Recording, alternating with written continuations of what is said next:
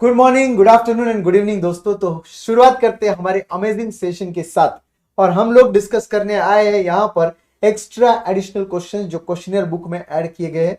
दोस्तों questionnaire book में ये जो क्वेश्चंस ऐड किए गए थे बिल्कुल आपके बैच के बहुत पहले और एग्जाम के तुरंत बाद, तो नो डाउट अबाउट इट ये आपका वर्जन 1 है एडिशन के बाद, जिसमें ऑब्वियसली कुछ टाइपोग्राफिकल एरर हो सकते हैं, कुछ यहाँ का क्वेश्चन वहां टाइप हो गया वो भी हो सकता है। नथिंग टू वरी, हम लोग सब चीजें कैटर कर लेंगे। और क्वेश्चनर बुक का खासियत ये है कि हम क्वेश्चनर बुक जब डिस्कस करते हैं तो इसके मिस्टेक्स भी डिस्कस करते हैं, आपके पास से मैं करेक्शंस भी करवाता हूँ। ठीक है, तो nothing to worry at all, just stay connected, stay tuned और चीजें सब एकदम जबरदस्त होगी, अच्छी होगी। ठीक है, तो गाइज सबसे पहले हम बात करेंगे यहां पर क्वेश्चन नंबर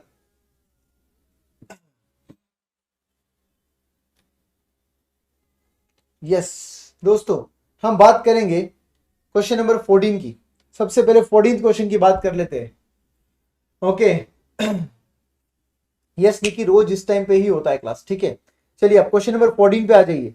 क्वेश्चन नंबर 14 आपको क्या बोलता है, पहले पढ़ लीजिए। Following is the extract of balance sheet of messrs KD limited and you have particulars and amount rupees, you have ordinary share capital जिसका फेस वैल्यू कितना दे रखा है आपको, जिसका फेस वैल्यू आपको दे रखा है पर share 10 rupees and total value दे रखा है 5 लाख रुपीज।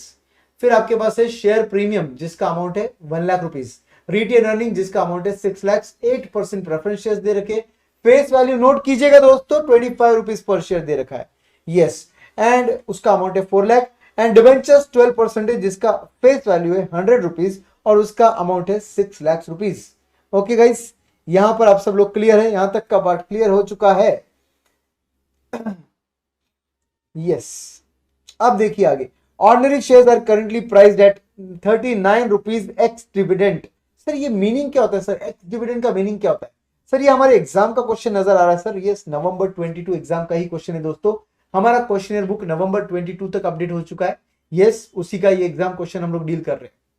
ठीक है, तो ये बोल रहे हैं ordinary shares are priced at 39 ex dividend, मतलब उस प्राइस में डिविडेंड का इंपैक्ट नहीं है, डिविडेंड देने के बाद का प्राइस है ये। तो सर हम लोग कॉस्ट ऑफ कैपिटल चैप्टर में जो प्राइजेस लेते हैं वो डिविडेंड देने के बाद के लेते हैं या पहले के लेते हैं सर? डिविडेंड देने के बाद के लेते हैं या पहले के लेते हैं सर? आपको क्या लगता है? जब आप लोग प्राइस आपका कॉस्ट ऑफ इक्विटी निकालते वक्त आपका केई का फॉर्मूला होता है D1/P0 प्लस G इंटू 100 वगैरह। तो ये केई के फॉर्मूले में आप लोग ऑलरेडी प्राइस ले रहे हो, वो प्राइस के अलावा आप डिविडेंड का इंपैक्ट भी अलग ऊपर से ले रहे हो। तो इसका मतलब वो प्राइस क्या लेना चाहिए आपने, डिविडेंड के साथ वाला लेना चाहिए या विदाउट डिविडेंड लेना चाहिए? ऑब्वियसली विदाउट डिविडेंड वाला प्राइस लेना चाहिए, एक्स डिविडेंड प्राइस लेना चाहिए आपने। Yes, remember cost of capital में आपका केई हो, केपी हो या केडी हो, आपके डिविडेंड्स एक्स डिविडेंड से लिए जाएंगे, आपके प्रेफरेंस डिविडेंड भी एक्स डिविडेंड लिए जाएंगे और आपका जो आपका केडी है कॉस्ट ऑफ डेट, उसके अंदर भी आपका price of debenture ex dividend ex interest ही लिया जाएगा, क्योंकि इंटरेस्ट हो, प्रेफरेंस डिविडेंड है या इक्विटी डिविडेंड हो, तीनों का इंपैक्ट अलग से आप फॉर्मूले में लेते हो। अगर आप फॉर्मूले में अलग से डिविडेंड्स का इंपैक्ट और इंटरेस्ट का इंपैक्ट ले रहे हो तो प्राइस में उसका इंपैक्ट अगर लेंगे तो डबल इंपैक्ट हो जाएगा। तो डबल इंपैक्ट हमें नहीं चाहिए दोस्तों, इसलिए हम लोग एक्स डिविडेंड ही लेंगे। यस, आगे preference shares are priced at ₹18 but आगे लिखा है कम डिविडेंड और हमें कम डिविडेंड नहीं चाहिए, हमें एक्स डिविडेंड चाहिए। इसका मतलब हमें 18 रुपीज के प्राइस को क्या करना पड़ेगा, एक्स डिविडेंड बनाना पड़ेगा। पहले आपको क्या करना पड़ेगा दोस्तों, इसे एक्स डिविडेंड बनाना पड़ेगा। ठीक है एवरीवन, उसके बाद ये लोग बोल रहे डिबेंचर्स आर सेलिंग एट ₹120 पर एक्स, ये आपका एक्स डिविडेंड ही बोल रहे वापस से। तो पर डिबेंचर आपका 120 रुपीज प्राइस है, मगर वो भी एक्स डिविडेंड ही है। अब दोस्तों ये भी एक्स डिविडेंड दिया हुआ है, इसका मतलब क्या करना पड़ेगा, यस तो इसको भी एक्स इंटरेस्ट दिया हुआ है और ये एक्स इंटरेस्ट ही लेना पड़ेगा, क्योंकि आपके फॉर्मूलेज में इंटरेस्ट का इंपैक्ट डिविडेंड का इंपैक्ट अलग से दिया जाता है, तो प्राइस में उसका इंपैक्ट नहीं लेंगे। ठीक है, are we clear about it? The applicable tax rate for this company is 30%, केडीज cost of equity is estimated to be 19%, तो इसका मतलब 19% आपका केई दे रखा है। कैलकुलेट वैक of the company, that is this company on the basis of market value method। Market value method पर आपको क्या निकालना है, इस कंपनी का वैक निकालना है। चलिए शुरुआत करते हैं दोस्तों, हम लोग इस कंपनी का वैक निकालने की कोशिश करते हैं आपके साथ। ओके गाइस रेडी हो क्या सब लोग? बैक निकालने की पूरी कोशिश की जाएगी आपके साथ। सर मैंने पहले नवंबर 22 के अपलोड हुए आरआर देख लिए हैं। देन सर ये आप लाइव आते हो, वो उस लेक्चर का पार्ट 2 है क्या सर? यस एब्सोल्युटली साक्षी, ये आपका लेक्चर का पार्ट 2 है। पार्ट 1 जो है पिछले आरआर में हो चुके हैं, इसलिए पार्ट 2 में जो आता है आपके सामने, मतलब मैं आपके सामने लाइव आकर जो बात करता हूं, ये आपके लिए यूज में है। ये आपका पार्ट 2 है, बिकॉज दोस्तों ये लेटेस्ट एडिशन इन आपके क्वेश्चनर बुक है जो मैं आपके साथ डिस्कस कर रहा हूं। बाकी क्वेश्चनर मैंने आपके साथ ऑलरेडी डिस्कस किए।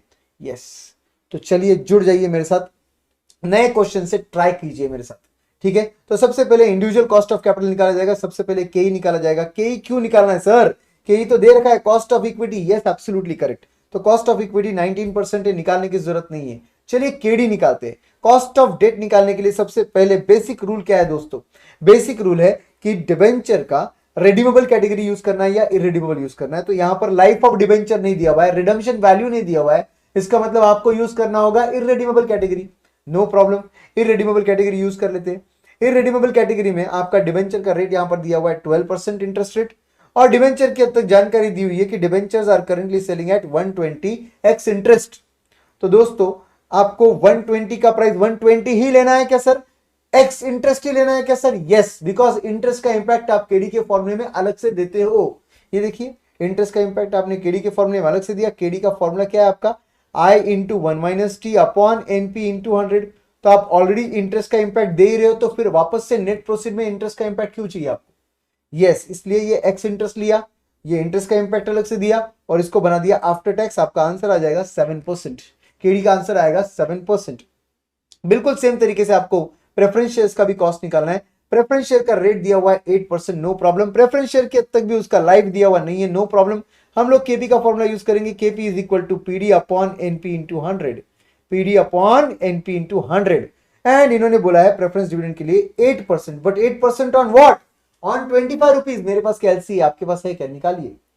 25 रुपीज पर अगर मैं 8% निकालू तो मेरा आंसर आएगा 2 रुपीज का प्रेफरेंस डिविडेंड। तो मैंने यहां पर लेना चाहिए प्रेफरेंस डिविडेंड का amount 2 rupees. Do you agree? Yes, बिल्कुल सही है सर।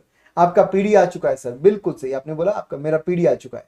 अब उसके बाद ना दोस्तों, प्रेफरेंस डिविडेंड के बाद इन लोगों ने यहां पर बोला है कि आपके जो प्रेफरेंस शेयर्स है वो प्राइस है 18 रुपीज कम डिविडेंड।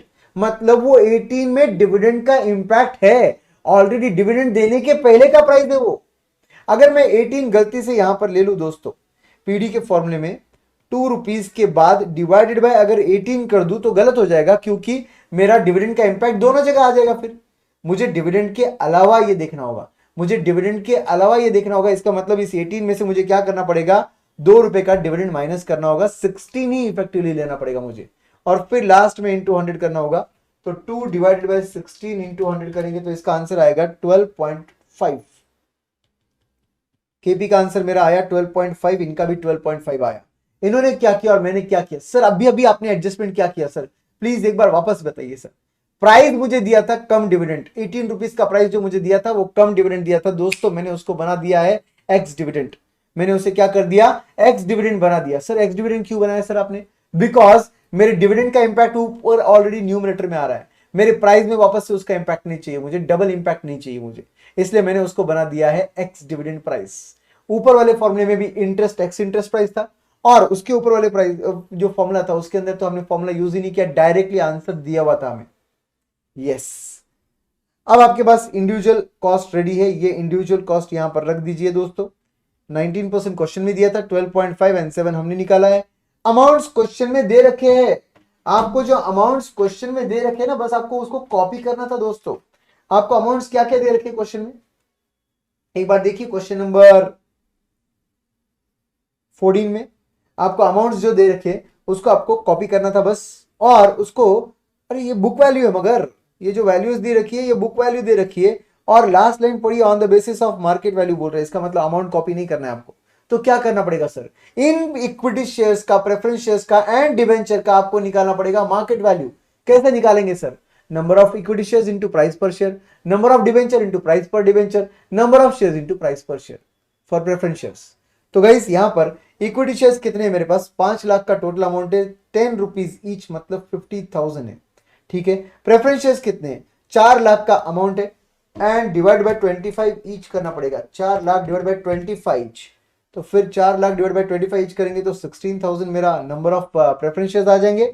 और डिवेंचर की हद तक तो दोस्तों 6 lakh rupees divided by 100 each करना पड़ेगा। 6 लाख डिवाइडेड बाय 100 ईच करेंगे तो आंसर आएगा 6,000 नंबर ऑफ डिवेंचर्स। तो नो प्रॉब्लम, हमारे पास debentures and preference and equity के नंबर्स तो आ गए। अब आपको बस इसको क्या करना पड़ेगा? इनटू मार्केट वैल्यू करना पड़ेगा, और वो मार्केट वैल्यू जो हम लोग लेने वाले हैं वो डायरेक्टली मल्टीप्लाई करके आंसर। तो 50,000 इंटू 39 मतलब ले लिया एक्स डिविडेंड। फिर 16,000 इंटू 16 रुपीज। सर ये 18 दिया था क्वेश्चन में। यस, मुझे लेना है एक्स डिविडेंड, क्योंकि डिविडेंड का इंपैक्ट मुझे नहीं लेना है, क्योंकि यहां पर भी लेते हो उस फॉर्मूले में मैंने एक्स डिविडेंड लिया है, दिख रहा है क्या आपको? 18 माइनस 2 किया मैंने उसको, यहां पर भी मुझे 16 लेना है। ये 16 कैसे आया? इज 18 माइनस 2 करके आया। 2 क्या है सर? प्रेफरेंस डिविडेंड है। 18 क्या है? कम डिविडेंड है। तो एक्स डिविडेंड कितना होगा? 18 माइनस 2 कर 16।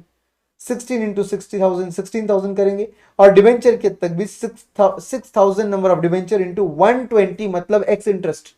तो फिर ये करने के बाद ये अमाउंट्स आएंगे, इनका टोटल लीजिएगा, इनके इंडिविजुअल अमाउंट को divide by total, individual amount divide by total करोगे तो आपका प्रपोर्शन आ जाएगा। ये आपके प्रपोर्शंस आ गए। प्रपोर्शन इंटू इंडिविजुअल कॉस्ट कर लेंगे ना दोस्तों, तो आपके ये प्रोडक्ट आ जाएंगे। ये प्रोडक्ट का टोटल मतलब ये आ गया आपका दोस्तों वैक, weighted average cost of capital. वैक आ चुका है दोस्तों। यस, वैक comes to 13.47 everyone. Now question number next 15th question पर जाते हैं। 15th क्वेश्चन पर जाते हैं, बड़ा ही मजेदार क्वेश्चन है दोस्तों। Bounce limited evaluates all equity all capital projects using discount rate of 15%। थोड़ा सा कंसेप्चुअल क्लैरिटी ऑफ सिलेबस की जरूरत है दोस्तों। आपका जो डिस्काउंटिंग फैक्टर होता है वही आपका केओ होता है। आपका जो डिस्काउंटिंग फैक्टर होता है वही आपका वैक होता है, मतलब केओ होता है। तो इन लोगों ने अगर बोला है डिस्काउंटिंग रेट इज 15%, मतलब ये अपना वैक या फिर इसी को बुलाएंगे अपना केओ दे रखा है दोस्तों। केओ दे रखा है। Its capital structure consist of equity share, retain earning, bank term loan, debentures redeemable at par. Rate of interest on bank term loan is 1.5%, that of debentures. Rate of interest on bank term loan is 1.5 times that of debenture. तो अगर मैं rate of interest on debenture को x मान लू तो rate of interest on term loan will become 1.5x.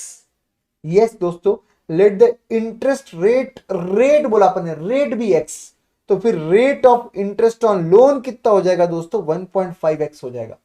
Rate कितना हो जाएगा दोस्तों? 1.5 हो जाएगा।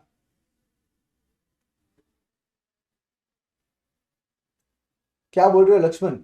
क्वेश्चन में वैक रॉन्ग है, 15.47 है। अच्छा, कैलकुलेशन मिस्टेक है क्या इनका? 12.66 प्लस 1.09375 प्लस 1.7227। यस, अरे हाँ, ये आता है वैक रॉन्ग।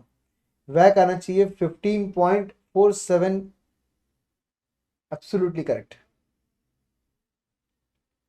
48 भी बोल सकते हैं आप। दिस इज योर करेक्ट वैक। कैलकुलेशन एरर है, टाइपिंग एरर है वहां पर। यस, ये आपका वैक होना चाहिए। बिल्कुल सही Laxman, thank you so much. इसका मतलब आप सॉल्व कर रहे हो, इसका मतलब आप क्वेश्चनर सॉल्व कर रहे हो। And let me tell you one fact कि अगर आप क्वेश्चनर सच में सॉल्व कर रहे हो ना बेटा, जो प्रूफ है इधर, तो इसका मतलब आपका पक्का फायदा होगा, आपका 100% फायदा होगा। Don't worry at all.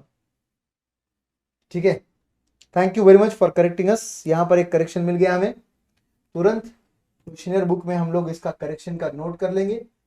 15.47 is the correct answer, not 13.47. Thank you very much my friend. अब देखते आगे।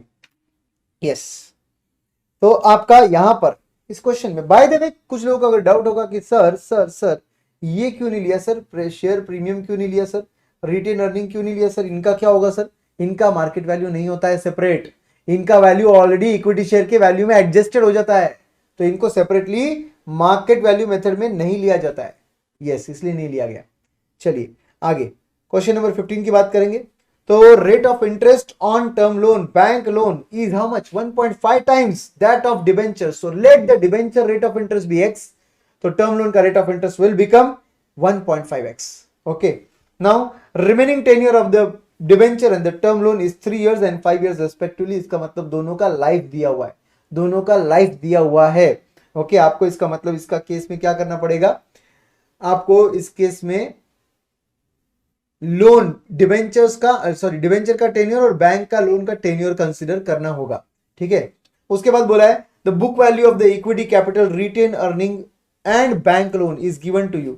कितना है इक्विटी शेयर का 10 लाख है, कितना रिटेन अर्निंग का 15 लाख है, कितना है बैंक लोन का 10 लाख रेस्पेक्टिवली बोला ना। Yes, debentures are having book value of rupees 15 lakhs are currently selling trading at 97 per debenture. इसका मतलब जिन डिबेंचर्स की वैल्यू, जिन डिबेंचर की वैल्यू 15 लाख है, जिसका फेस वैल्यू पर डिबेंचर 100 है, वो कितने में सेल हो रहे हैं, 97 पर डिबेंचर में सेल हो रहे हैं। तो ये बन गया आपके लिए नेट प्रोसीड्स, नेट प्रोसीड्स है दोस्तों। उसके बाद the ongoing P ratio of the shares stands eight 5 times। अभी का पी रेशियो कितना है, पी मल्टीपल कितना है, 5 times है। You are required to calculate the rate of interest on bank loan and debenture if the tax rate applicable is 25%। तो tax rate दे रखा है दोस्तों 25%, आपको बोला है रेट ऑफ इंटरेस्ट निकालो बैंक लोन पर एंड डिबेंचर पर निकालो। बहुत ही हटकर क्वेश्चन था, इसलिए क्वेश्चन बुक में डाला गया कि भाई यहां पर आपको बोला है रेट ऑफ इंटरेस्ट निकालने के लिए। जनरली क्या होता है, आपको रेट ऑफ इंटरेस्ट वगैरह दिया रहता है, आपको वैक निकालने बोलते हैं। इस क्वेश्चन में आपको वैक दे रखा है और आपको रेट ऑफ इंटरेस्ट निकालने बोल रहे हैं ये लोग दोस्तों। चलिए निकाल लेते, कोई बड़ी बात नहीं है। ठीक है, तो हम क्या बोलेंगे, let the rate of interest on debentures be X. तो ऑटोमेटिकली लोन के लिए हो जाएगा 1.5x।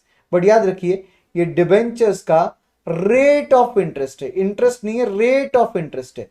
और ये टर्म लोन का रेट ऑफ इंटरेस्ट है। Okay, yes guys. अब बात करते हैं केडी की। तो डिबेंचर्स के हद तक हम क्या बोलेंगे, 100x। ये क्या है दोस्तों, x।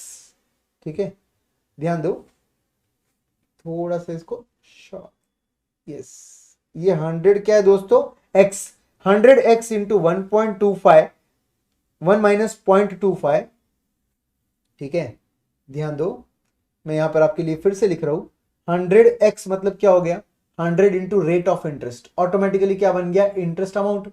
Interest amount into 1 minus 0.25 plus है, प्लस डिवाइडेड बाय नहीं है, प्लस है दोस्तों, plus 100 is the redeemable value minus net proceed is 97 divided by number of years is 3 years. Yes, whole divided by 100 plus 97 divided by 2 into 100। इसको जब आप solve करोगे ना दोस्तों तो आपका आंसर आएगा, इसको जब आप सॉल्व करोगे तो आपका आंसर आएगा 75x plus 1 अपॉन 98.5। यस, ये आएगा आपका केडी का आंसर। कोई बात नहीं, हम केडी का आंसर ऐसा रख देंगे, जैसे हमारा आंसर आया हम वैसे ही आंसर रख देंगे। हमारा केडी का आंसर क्या है, हमारा 75x प्लस 1 डिवाइडेड बाय 98.5। आप सॉल्व करके देख सकते हैं, आपका 100 इंटू 0.75 करोगे तो 75x आ जाएगा, 100x इंटू 0.75 करोगे तो 75x आ गया। आपका 100 माइनस 97 करोगे तो 3 रुपीज आएगा, 3 रुपीज बाय 3 करोगे तो 1 रुपया आएगा। ऑफकोर्स डिनोमिनेटर में आपका आंसर आएगा 98.5, राइट। तो ये आपका आंसर आ चुका है केडी का। यहां तक का आंसर केडी का समझ गया सबको। अब आपको क्या करना है, आपको टर्म लोन का कॉस्ट निकालना है। टर्म लोन के केस में इन्होंने क्या बोला आपको, टर्म लोन के केस में इन्होंने बोला हमको कि कॉस्ट ऑफ टर्म लोन के लिए इनका रेट ऑफ इंटरेस्ट है 1.5x। तो 1.5x जो है वो बन गया आपका, अगर x मेरा rate of interest on debenture है तो 1.5x मेरा rate of interest on term loan आ जाएगा। अब मेरे पास यहां पर कहीं कहीं पर अगर आप अच्छे से देखोगे तो आपको सीधा सीधा i इंटू 1 माइनस टी वाला फॉर्मूला यूज करना चाहिए इधर केडी के लिए। आप क्या बोलोगे, KD is equal to term loan के लिए i इंटू 1 माइनस टी। तो i कितना है, 1.5 है, इंटू 1 माइनस टी करेंगे तो 1 माइनस 0.25 कर देंगे, मतलब 0.75 हो जाएगा। 0.75 को अगर हम लोग मल्टीप्लाई करेंगे तो हमारा आंसर कितना आएगा, 0.75 इंटू 1.5, 1.5 इंटू 0.75 करेंगे तो 1.125x, 1.125x आएगा। Everyone, this is the cost of term loan. तो केडी फॉर टर्म लोन कितना आया, 1.125x आ गया फॉर टर्म लोन। ये किसके लिए था, डिबेंचर के लिए था। ये किसके लिए आया, टर्म लोन के लिए आया। सर कहीं पर भी आपने life of term loan use ही नहीं किया सर, आई इंटू 1 - t करके निपटा दिया सर। यस, बिकॉज दोस्तों यहां पर redemption value of term loan is nothing but its total value. तो RV minus NP will become zero, RV minus NP will become zero in this case. इस वजह से उसको लेकर भी कोई फायदा नहीं है। Are you understanding everyone? I hope you are understanding. और उससे फिर क्या होगा दोस्तों, आपके इक्विटी का अमाउंट दे रखा था, रिजर्व्स का अमाउंट दे रखा था, डिबेंचर का अमाउंट दे रखा था, टर्म लोन का अमाउंट दे रखा था। जो भी अमाउंट्स दे रखे उसी पर हमने कैलकुलेशन किया, क्योंकि इन्होंने ऊपर कहीं पर भी मार्केट वैल्यू से निकाला हुआ वैक है ऐसा बोला ही नहीं है। वैक ऑफ कंपनी दिया हुआ है, कैपिटल स्ट्रक्चर पूरा दिया हुआ है। इसका मतलब जो कैपिटल स्ट्रक्चर दिया हुआ है उसी का वैक है। तो हमने जो कैपिटल स्ट्रक्चर दिया हुआ है वही लिया, उसके वेट्स निकाले दोस्तों। वेट्स कैसे निकाले आप सबको पता है, total divide individual divide by total, इससे वेट्स आए। कॉस्ट दोस्तों, कॉस्ट की हद तक तो हमारे पास केई का कॉस्ट इजीली आ सकता है। केई का कॉस्ट कैसे आएगा सर, केई कैसे आएगा? केई के तो कुछ भी नहीं दिया हुआ है, वैल्यूज कुछ भी नहीं दिया हुआ है। यस दोस्तों, कुछ नहीं दिया हुआ है, मगर एक चीज आपको पता है, 1/p ratio is equal to केई। जब आपके पास कोई और जरिया नहीं होता है के निकालने का, तब आप क्या करते हो, inverse of P ratio is equal to K. आपके पास पी रेशियो दिया हुआ है 5 टाइम्स, तो 1 डिवाइड बाय 5 करके देखिए, आपका आंसर 0.2 आता है। इसका मतलब आपका के है 20%। और अगर आपका के 20% है तो यहां पर लेना पड़ेगा 0.2। रिजर्व्स के लिए भी आपको क्या बोलना पड़ेगा, के आर इज इक्वल टू के, के आर इज इक्वल टू के इज इक्वल टू 0.2 करना पड़ेगा। तो इसका मतलब यहां पर 0.2 के का आ गया, वहां पे नीचे 0.2 के आर का आ गया। तो यहां पर के आर ले लिया। सर के आर इस बार क्यों ले रहे हो सर, लास्ट टाइम तो लिया नहीं था। कॉस्ट ऑफ रिटेन अर्निंग अभी इस बार क्यों अलग से लिया सर, लास्ट टाइम तो नहीं लिया, अभी ऊपर नहीं लिया आपने। बिकॉज ऊपर हमने मार्केट वैल्यू से सॉल्व किया, नीचे हम किससे सॉल्व कर रहे, गिवन कैपिटल स्ट्रक्चर मतलब बुक वैल्यू से सॉल्व कर रहे। बुक वैल्यू में अलग से रिजर्व एंड सरप्लस आता है। ओके, तो यहां पर रिजर्व एंड सरप्लस ले लिया। उसके बाद जो डेट का आपने, डिवेंचर का आपने कॉस्ट निकाला था वो यहां पर रख दिया। टर्म लोन का जो हमने कॉस्ट निकाला था वो रख दिया। मल्टीप्लाई कर इनका प्रोडक्ट आ गया दोस्तों, प्रोडक्ट आ गया इनका। और आपने मल्टीप्लिकेशन देखा रहेगा तो समझ लो अच्छे से। 75 इंटू 0.3 करोगे तो 22.5 आएगा। आगे एक्स था तो एक्स लगा दिया। 1 इंटू 0.3 करेंगे तो 0.3 आएगा, डिवाइडेड बाय 98.5, क्योंकि वो तो डिनोमिनेटर है, उसको क्यों मल्टीप्लाई करेंगे, न्यूमरेटर को मल्टीप्लाई करेंगे ना। यस, एंड इसी सेम तरीके से यहां पर भी 0.2 इंटू 1.125 किया अपन ने। कैलकुलेट करके देख लीजिए, 1.125 इंटू 0.2 करके देख लीजिए, आपका आंसर आता है 0.225x, 0.225x। जब आप इन सब का यहां पर टोटल लोगे तो आपका टोटल आएगा ये वाला पार्ट, ये वाला पार्ट आपका टोटल आएगा। बट दोस्तों आप सबको पता है कि यही नथिंग बट वैक है, मतलब यही 15% है। इसी का आंसर 15% है, क्योंकि ऊपर फर्स्ट लाइन में दिया हुआ था वैक ऑफ कंपनीज 15%। तो इसका मतलब ये आपका 15% आंसर है। आप जब इसको सॉल्व करोगे ना दोस्तों, इसको सॉल्व करोगे 0.1 plus 0.225x plus 22.5x divide by 98.5 plus 0.3 divide by 98.5 is equal to 0.15। मतलब मैंने कुछ नहीं किया, लास्ट कॉलम वैसे के वक्त वैसे रखकर इज इक्वल टू 0.15 लिख दिया उधर। अब दोस्तों इसको सॉल्व करने के लिए आपको क्या करना पड़ेगा, आपने को लेफ्ट एंड राइट दोनों भी क्या बोलेंगे, मल्टीप्लाई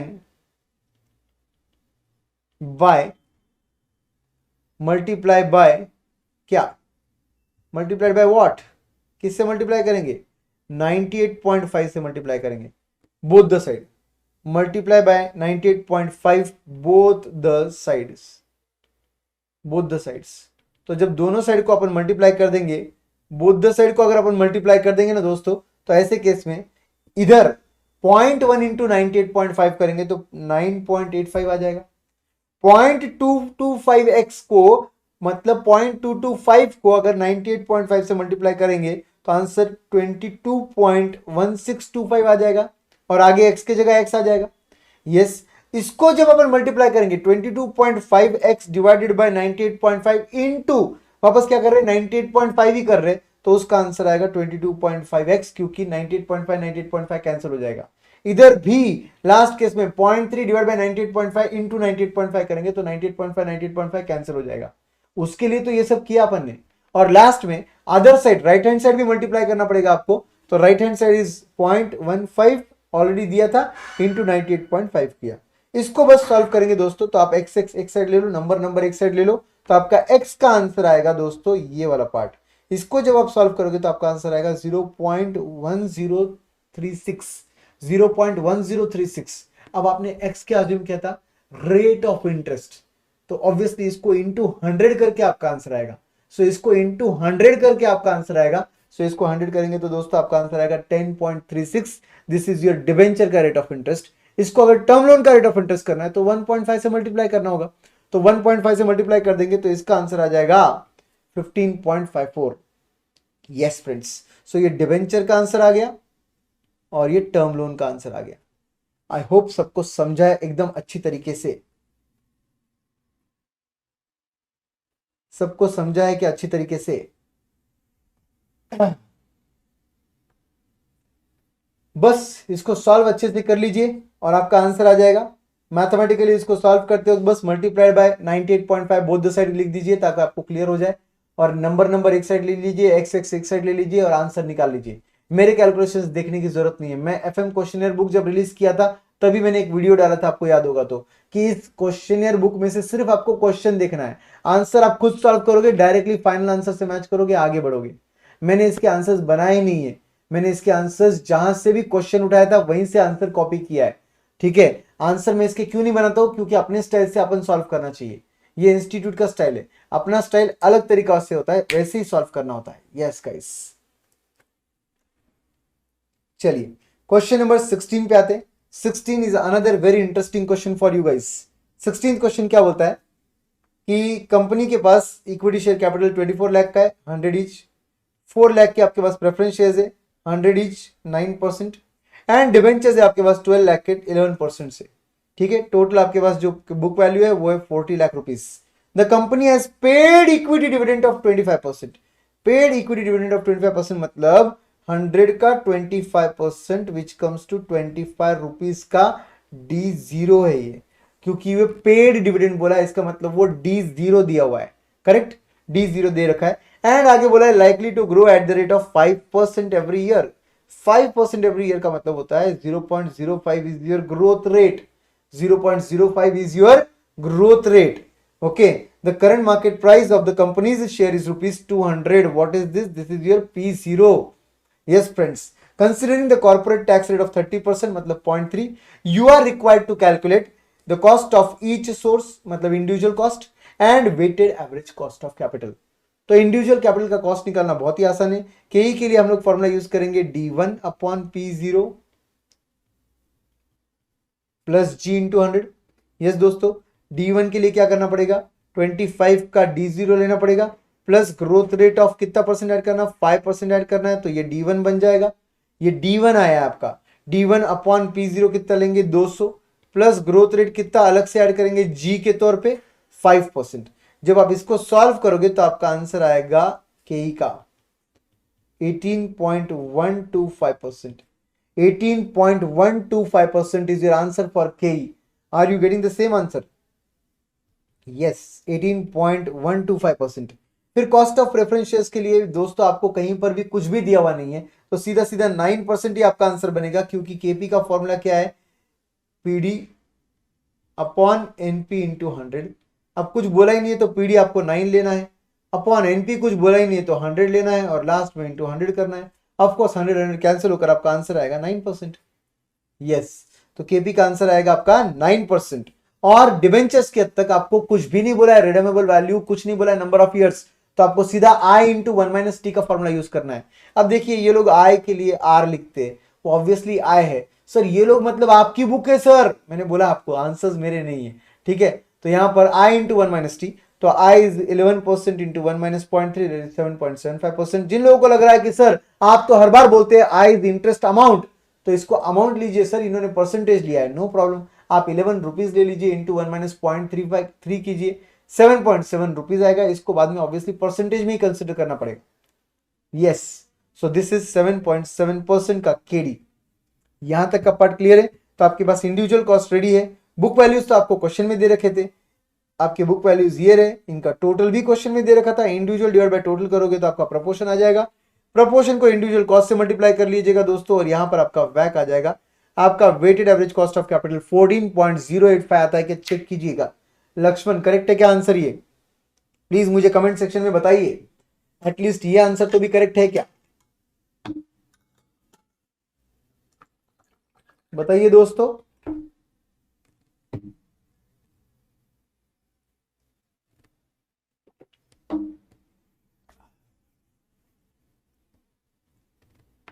यस, चलिए आगे बढ़ते हैं।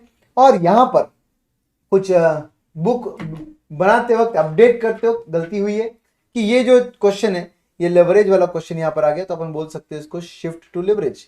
बट कोई बात नहीं भाई, लेवरेज भी तो हमारे सिलेबस का ही पार्ट है।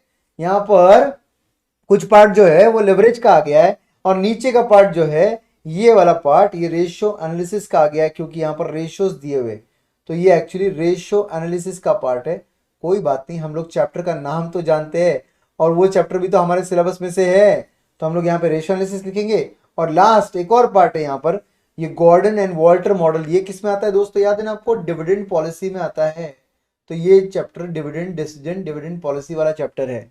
तो ये 3 क्वेश्चन गलती से यहाँ पर इंक्लूड हो गए। कोई बात नहीं, अगले क्वेश्चनर बुक में इंक्लूड नहीं होंगे, कोई जरूरत नहीं है। बट यहाँ पर जब दे रखे तो इनको यहीं पर सॉल्व कर लेते, निपटा देते यहीं पर। कोई बात नहीं, हमको तो पूरा सिलेबस करना है, रैपिड रिवीजन है ये वैसे भी। यस, चलिए, तो हम लोग ये न्यूली एडेड क्वेश्चन को यहां पर ही कैटर करने वाले हैं। सेलिंग प्राइस दे रखा है, वेरिएबल कॉस्ट दे रखा है, कंट्रीब्यूशन मिल जाएगा आपको।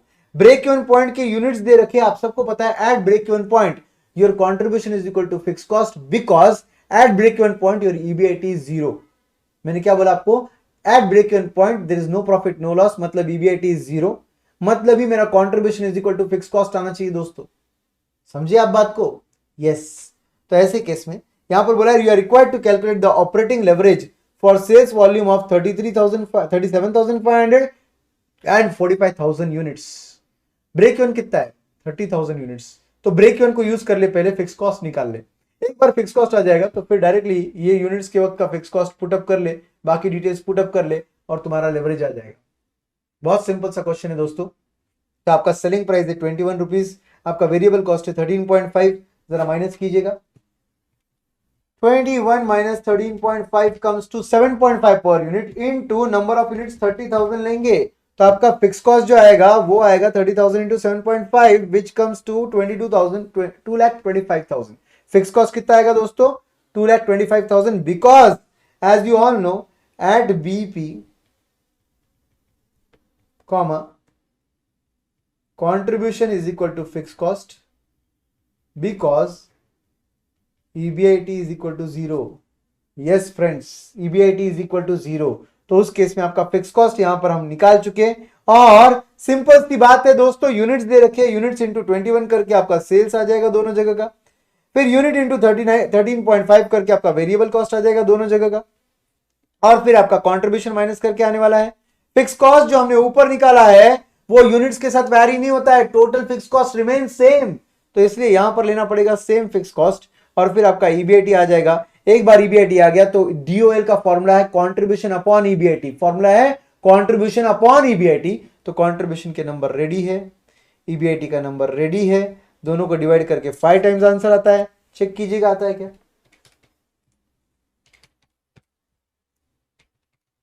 यस गाइस, 5 टाइम्स आता है।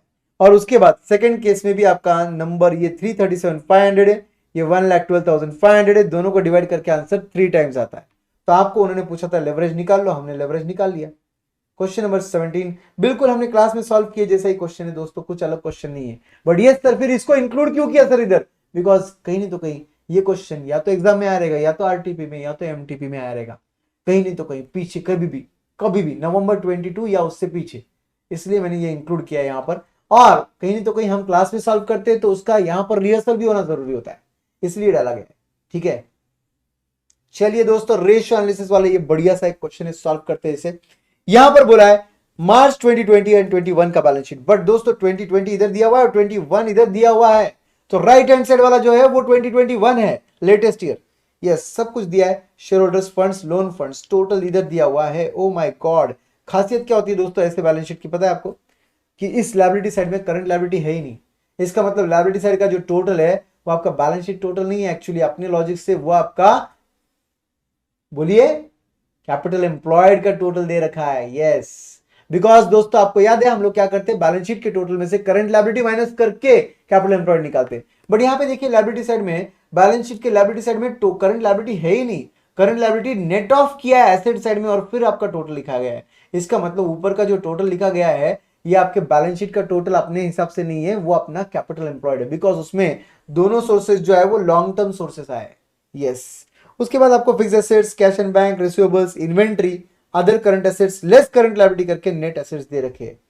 Yes. Income statement of this company is given to you. March 2020 और 2021 का दोनों का इनकम स्टेटमेंट दिया हुआ है, दोनों ईयर के सेल, दोनों ईयर का COGS, gross profit, indirect expenses, EBIT, interest expense, EBT, less tax, PAT. Correct, ये सब कुछ दे रखा है। You are required to calculate for the year 2020-21, मतलब लेटेस्ट ईयर। लेटेस्ट ईयर के लिए आपको क्या निकालना है दोस्तों, इसका मतलब राइट हैंड साइड वाले कॉलम पर फोकस करना है। क्या निकालना है, इन्वेंट्री टर्नओवर रेशियो। बोलिए इन्वेंट्री टर्नओवर रेशियो का फॉर्मूला क्या होता है, COGS divided by average stock, मतलब average inventory. Yes, that is inventory turnover ratio का फॉर्मूला। हमारे पास COGS रेडी है क्या, यस सर रेडी है। ये रहा हमारा COGS। हमारे पास स्टॉक रेडी है क्या, यस, दोनों ईयर का स्टॉक भी रेडी है। Inventory of last year, inventory of this year, दोनों को ऐड करके डिवाइड बाय 2 करना है। चलो कीजिए, 87,500 प्लस 70,000, जो भी आएगा वो नंबर आ गया डिनोमिनेटर का, और आपके न्यूमरेटर में आएगा 738,500, और उसको डिवाइड बाय मेमोरी रिकॉल करेंगे, मतलब डिनोमिनेटर करेंगे, तो हमारा आंसर 4 पॉइंट कितना आता है, हमारा COGS कितना है 7,38,500 डिवाइडेड बाय एवरेज करेंगे। Yes, 738,500 divided by 78,750 is equal to करेंगे तो 9.37 आता है हमारा आंसर। यहाँ पे इनका आंसर कितना है 9.4, तो एक्चुअली इनका आंसर होना चाहिए था 9.37 टाइम्स। अपन एग्जाम में भी तो राउंड ऑफ कहाँ करते हैं, 9.37 टाइम्स लिखते हैं अपन लोग। Yes, absolutely absolutely guys, 9.37 times. Yes. उसके बाद नेक्स्ट रेशियो क्या पूछा इन्होंने आपको, फाइनेंशियल लेवरेज रेशियो। ये भी बहुत आसान है। फाइनेंशियल लेवरेज रेशियो मतलब DFL, DFL का फॉर्मूला है EBIT अपॉन, जरा देख लीजिए प्रेफरेंस शेयर है क्या कहीं पर भी, बिल्कुल नहीं है, तो EBIT अपॉन EBT। लाइफ और सिंपल है आपके पास। EBIT रेडी है 33,250, EBT रेडी है 22,750, तो 33,250 डिवाइडेड बाय 22,750 करूंगा मैं, तो मेरा आंसर 1.46 आ रहा है। देखते हैं इनका आंसर, यस 1.46 आ रहा है। अब इसके बाद इन्होंने आपको लास्ट रेशियो पूछा है, वो है रिटर्न ऑन कैपिटल एम्प्लॉयड, वो भी आफ्टर टैक्स पूछा है, जिसका फॉर्मूला आप सबको पता है दोस्तों, ROCE after tax is nothing but EBIT into 1 minus tax upon capital employed into 100। Yes friends, तो EBIT हमारे पास रेडी है। कितना EBIT है, 33,250 का EBIT है, इंटू 1 माइनस टैक्स का रेट कितना है, टैक्स का रेट कितना दे रखा है, नहीं दे रखा है, रेट नहीं दिया है सर, अब क्या करें सर, टैक्स का रेट नहीं है सर, कोई बात नहीं भाई, इनकम दिया हुआ है, टैक्स दिया हुआ है, टैक्स का रेट तो खुद भी निकाल सकता है। अगर 6,825 को मैं डिवाइडेड बाय 22,750 करूंगा तो मेरा आंसर 30% आ रहा है। इसका मतलब मेरा टैक्स का रेट 30% है। कोई बड़ी बात नहीं है टैक्स का रेट निकालना। EBIT into 1 minus tax upon capital employed, तो दोस्तों हमने जैसे बात किया था स्टार्टिंग में ही, यही हमारा कैपिटल एम्प्लॉयड है 192,500, तो हम लोग लेंगे यहाँ पर 192,500 और फिर हमारा आंसर आ सकता है। बट दोस्तों कभी कभी आपको पता है 2 साल की बैलेंस शीट जब दे रखी होती है और 1 साल का रेशियो पूछा जाता है, तो उस टाइम पर इन दोनों का हमने करना चाहिए एवरेज। तो 192,500 प्लस 2,10,000 करके डिवाइड बाय 2 करेंगे तो और बेटर होगा। सर ये एवरेज क्यों किया जाता है, याद नहीं आ रहा है सर। एवरेज इसलिए किया जाता है बिकॉज लास्ट ईयर तो कैपिटल ज्यादा था, इस बार कैपिटल कम है, तो आपका ये जो रिडम्पशन ऑफ कैपिटल हुआ है, particularly redemption of loan fund दिख रहा है मुझे, वो लोन फंड का रिडम्पशन कब हुआ है, साल के स्टार्ट में हुआ है, साल के बीच में हुआ है, साल के एंड में हुआ है, पता नहीं अपने को। हो सकता है कि वो साल के स्टार्ट में ही हो गया है, तो इसका मतलब साल भर में आपने 1,05,000 का ही डेट फंड यूज किया। अगर ये साल के एंड में हुआ रहेगा रिडम्पशन, तो आपने साल भर में एक्चुअली 122,500 का डेट फंड यूज किया रहेगा। पॉसिबिलिटी तो दोनों भी है, तो अपन दोनों का एवरेज करते हैं, फिर 122,500 भी इसके साथ ऐड किया और बेटर रहेगा, तो अपन बोलेंगे 122,500 प्लस 92,500 डिवाइडेड बाय 2 किया हुआ बेटर है। और फिर इसको सॉल्व कर लेंगे तो दोस्तों हमारा आंसर कितना आएगा, 11.56 आता है क्या, चेक कीजिए एक बार, 11.56 आंसर आता है। यस गाइस, सर वो टैक्स रेट कैसे निकाला सर, एक बार बताइए ना सर, टैक्स रेट कैसे निकाला, इज नथिंग बट दोस्तों ये टैक्स का अमाउंट इसके साथ कंपेयर किया, ये टैक्स का अमाउंट इसके साथ कंपेयर किया, परसेंटेज निकाला रे, 6825 डिवाइडेड बाय 22,750 इंटू 100 करके देख लो, 30% आता है। यस, इस टैक्स को इसके साथ कंपेयर करना है न्यूमेरिकली, बस आंसर आ जाएगा आपका टैक्स का। यस माय फ्रेंड्स, तो यहां तक का पार्ट रेशियो एनालिसिस का ये क्वेश्चन भी आपको क्लियर हो गया है। इसका मतलब मैं आया हूं और आपके साथ सब कुछ ये सॉल्व कर रहा हूं, भले ये रेशियो एनालिसिस हो, लेवरेज हो या डिविडेंड पॉलिसी हो। Come on guys, dividend policy पे आते हैं। अभी डिविडेंड पॉलिसी के ये आंसर में भी मिस्टेक है, क्योंकि यहां पर क्वेश्चन में बोला है गॉर्डन निकालो और वॉल्टर निकालो, और यहां पर तो नीचे गॉर्डन का सिर्फ फॉर्मूला दिया हुआ है, वॉल्टर का तो फॉर्मूला नहीं दिया हुआ है और वॉल्टर का आंसर दिया हुआ है। दोस्तों डोंट वरी, हम लोग सब करेक्ट सॉल्व कर लेंगे, ठीक है। तो यहां पर आपके पास जो दे रखा है, आपके पास जो दे रखा है उसको सॉल्व करना है हमें अच्छे से, ठीक है। तो आप सबको पता है गॉर्डन का formula E into 1 minus B upon K minus B into R होता है। तो आपके पास अर्निंग्स दे रखे हैं, उन्होंने कितने के अर्निंग्स दे रखे, 30 रुपीज का अर्निंग है, no problem, per share EPS into 1 minus B. अरे मेरे पास बी तो है ही नहीं, कोई बात नहीं, बी नहीं है मेरे पास, मगर बी आसानी से निकल सकता है। What is B? Retention ratio. आपके पास 30 रुपीज का इनकम था, आपने डिविडेंड बांटा 9 रुपए का, मतलब 21 रुपीज रिटेन किया आपने। कितने रुपए में से 21 रिटेन हुए? 30 रुपीज में से। तो जितना रिटेन हुआ है 21, that should be considered as a percentage of your total earning. So 21 divided by 30 into 100 अगर मैं करूंगा, या इंटू 100 मत करो, रिटेंशन रेशियो को पॉइंट में रहने दो, 0.7 आंसर आता है। रिटेंशन रेशियो का आंसर आता है 0.7, तो 1 माइनस 0.7 करेंगे यहां पर, और इसको डिवाइडेड बाय के कितना दिया हुआ है, कॉस्ट ऑफ कैपिटल 15% दिया हुआ है, 0.15 माइनस बी इंटू आर, आपका बी 0.7 है, और आपका आर मतलब आईआरआर होता है, ये यही आपका आर होता है दोस्तों, और ये आपका के होता है, करेक्ट। तो फिर आर आपका 0.2 है दोस्तों। इसको सॉल्व करेंगे तो हमारा फाइनल आंसर कितना आता है, बोलिए। Raj, thank you so much for your lovely comment, this inspires us to come live. इतनी रात हो गई है फिर भी हम लाइव है दोस्तों, यही मोटिवेशनल कमेंट होने चाहिए कि sir I am watching your recorded videos and I am feeling motivated, बहुत हेल्प हो रहा है। Great great great. बोलिए दोस्तों, इसका आंसर आता है कि आपके पास 30 इंटू 0.3 करेंगे, 30 इंटू 0.3 तो ये 9 आएगा आंसर, और डिनोमिनेटर जब सॉल्व करेंगे तो 0.7 इंटू 0.2 करेंगे और 0.14 आएगा, तो इसका मतलब डिनोमिनेटर में 0.01 आएगा। 90 डिवाइड बाय 0.01 करेंगे, 9 डिवाइड बाय 0.01, 9 डिवाइड बाय 0.01,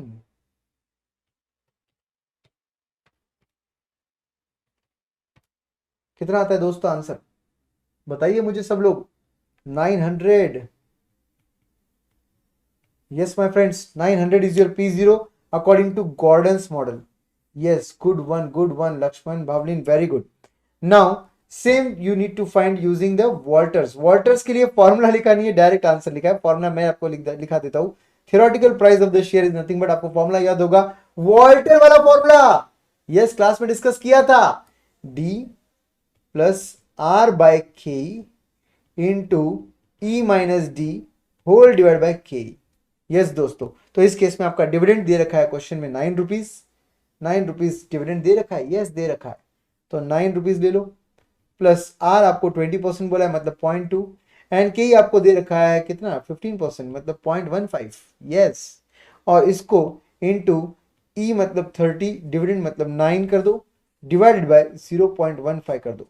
जब आप दोस्तों इसको सॉल्व करोगे तो आपका आंसर 246.67 आता है, क्या चेक कीजिए, 246.67 आता है, क्या चेक कीजिए दोस्तों।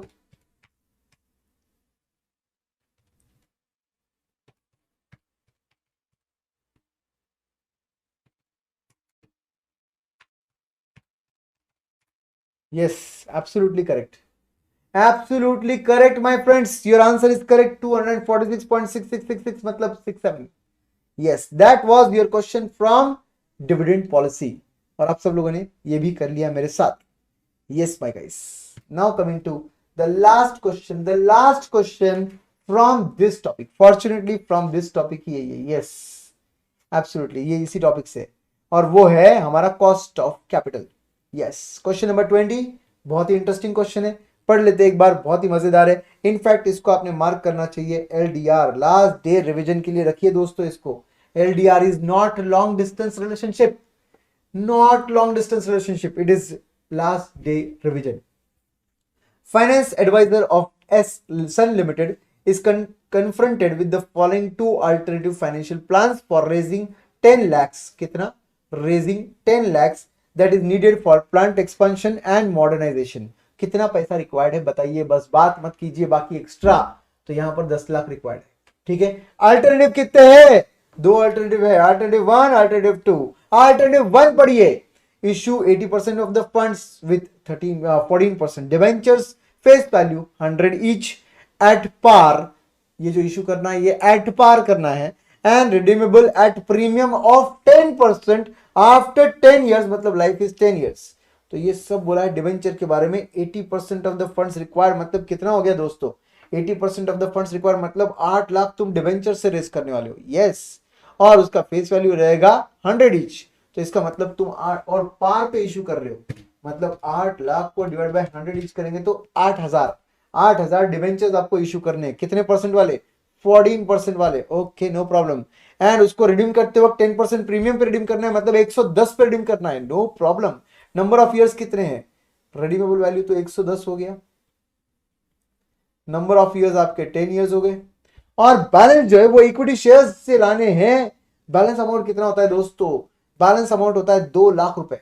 2 लाख रुपए जो है आपको इक्विटी शेयर्स से लाने हैं, बट उस केस में कुछ अलग इंफॉर्मेशन बोला है. By issuing equity shares at 33 1/3 premium. Oh my God, इसका मतलब क्या हुआ?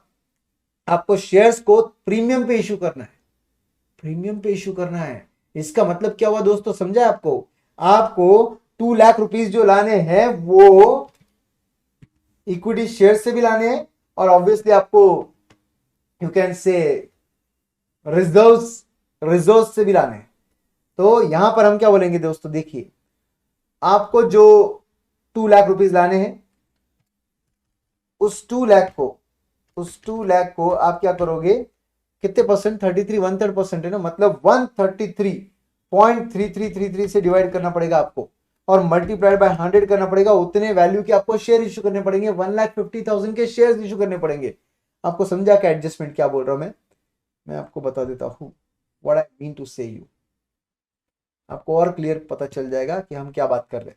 देखिए अल्टरनेटिव 1 में आपको समझा रहा हूं.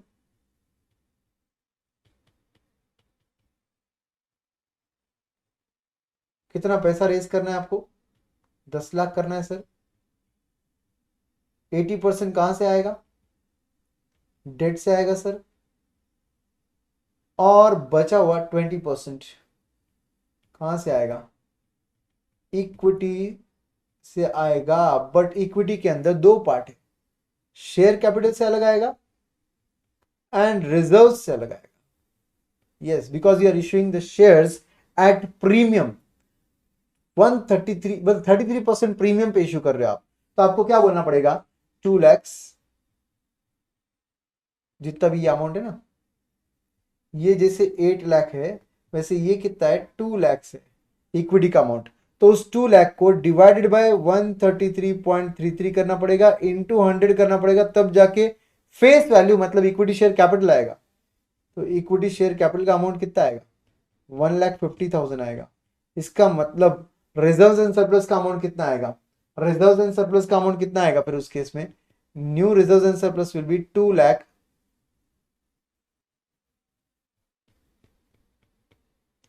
डिवाइडेड बाय 133.33 इंटू 33.3333 करना पड़ेगा ना. तो इसका आंसर कितना आएगा? ऑब्वियसली रिमेनिंग 50,000 आएगा. मगर मेरे पास कंपनी के पास ऑलरेडी कुछ रिजर्व है. मेरी कंपनी के पास कितने के रिजर्व है? 10 लाख के एग्जिस्टिंग रिजर्व ऑलरेडी है. तो मेरे टोटल रिजर्व बन जाएंगे 10.50 लाख के. मेरे पास ऑलरेडी कंपनी के पास इक्विटी शेयर्स भी है. कितने के इक्विटी शेयर्स है मेरी कंपनी के पास? 20 लाख के शेयर्स है, 20 लाख के. तो मेरे पास शेयर कैपिटल बन जाएगा 21.50 लाख का. शेयर कैपिटल कितने का बनेगा? 21.50 लाख का. एंड रिजर्व्स कितने का बनेगा? 10.5 लाख का. उसमें से ये 1.5 लाख न्यूली इशूड है, और ये भी न्यूली आया हुआ है सिक्योरिटीज प्रीमियम से. यस माय फ्रेंड्स, इस तरीके से मैं आपको समझा रहा था. यहां पर ये देखिए, ऑलरेडी आपके पास रिजर्व एंड सरप्लस 10 लाख का था, ऑलरेडी आपके पास इक्विटी शेयर कैपिटल 20 लाख का था। इसी 10 लाख में अपन ने 50,000 का रिजर्व ऐड किया और नीचे वाले इक्विटी शेयर्स 20 लाख में अपन ने ऐड किए 1.5 लाख। इसका मतलब हमारे अल्टरनेटिव 1 को अगर हम लोग देखेंगे तो 21.5 लाख का इक्विटी शेयर कैपिटल हो जाएगा, रिजर्व 10.5 लाख का हो जाएगा, और उसके अलावा लॉन्ग टर्म डेट जो ऑलरेडी कंपनी के पास है वो लॉन्ग टर्म डेट है 15 लाख का, तो वो 15 लाख का लॉन्ग टर्म डेट वैसे ही रहेगा क्योंकि वो 10% वाला है, और नया जो तुम इश्यू कर रहे हो 14% वाला वो 8 लाख, तो ये बन जाएगा 55 लाख का कैपिटल अल्टरनेटिव 1 के अंदर। I hope you are understanding my friends. Now alternative 2 को पढ़ते हैं। अल्टरनेटिव 2 क्या बोलता है? raise 10% of the funds required by issuing 8% irredeemable preference shares face value rupees 100 each at par and remaining by issuing equity shares at current market price of 125। तो दोस्तों ये तो और भी सिंपल है। आपका अल्टरनेटिव 2 क्या बोलता है? आपको अल्टरनेटिव 2 बोलता है कि एक काम कीजिए कि आपके 10% का जो अमाउंट है वो डेट से ला लीजिए। ठीक है, तो लिख लेते हैं इसको भी। अल्टरनेटिव 1 को जैसे पूरा का पूरा पोस्टमार्टम करके लिखा था वैसे सेम अल्टरनेटिव 2 को भी कर लेते हैं। ठीक है, जैसे हमने अल्टरनेटिव 1 को किया सेम चीज मैं अल्टरनेटिव 2 का कर रहा हूं। आपको नहीं समझा होगा तो लिख लीजिए, समझा होगा तो भी लिख लीजिए, बेटर रहेगा यार।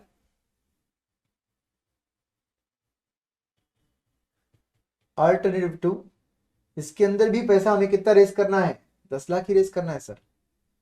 इसका प्रपोर्शन मगर अलग है। इसमें से ये लोग क्या बोल रहे हैं कि भाई साहब 10% जो है पैसा आप ला लीजिए, कहां से? 10% आप ला लीजिए डेट से, तो कोई बात नहीं, अपन 10% डेट से ला लेते हैं, which comes to 1 lakh rupees. Debt already कितने का है अपने पास? डेट अपने पास है ऑलरेडी 15 लाख का। ठीक है, मगर ये लोग क्या बोल रहे हैं? 8% इररिडीमेबल डिबेंचर इशू करो, इररिडीमेबल डिबेंचर इशू कर लो। डेट के अंदर भी ये लोगों ने बोला 8% इररिडीमेबल डिबेंचर, कितने का? 1 लाख का। और ऑब्वियसली 90% अमाउंट जो कि 9 लाख होता है वो आप लोग ला लोगे, कहां से लाओगे मगर वो? तो ये लोग बोल रहे हैं कि उसके लिए अल्टरनेटिव 2 में ये लोग क्या बोल रहे हैं? Remaining bye issuing equity shares eight 125। तो अगर मैं 9 लाख के लिए डिवाइडेड बाय 125 करूंगा और ऑब्वियसली इसको डिवाइड बाय 125 करूंगा और इससे मेरा नंबर ऑफ शेयर्स आ जाएंगे, इंटू 100 करूंगा तो शेयर कैपिटल आ जाएगा। तो 9 लाख डिवाइडेड बाय 125 इंटू 100 करेंगे तो 7,20,000 का न्यू शेयर्स इशू करना पड़ेगा, और ऑब्वियसली बचा हुआ अमाउंट रिजर्व से आएगा। 9 लाख डिवाइड बाय 125 इंटू 25, तो ये आ जाएगा रिजर्व वाला अमाउंट। रिजर्व वाला अमाउंट कितना आएगा? 9 lakh divided by 125 into 25 that comes to 1,80,000 from reserves। तो मेरे पास ऑलरेडी जो रिजर्व्स थे वो रिजर्व्स थे 10 लाख के, तो प्लस 10 लाख करेंगे तो टोटल रिजर्व्स हो जाएंगे 11.8 लाख के। 11.8 लाख के रिजर्व्स हो जाएंगे, और यहां पर मेरे पास शेयर कैपिटल ऑलरेडी कितने का था? 20 लाख का था, तो इसमें प्लस 20 लाख कर देंगे तो इसका आंसर आएगा 27.20 लाख।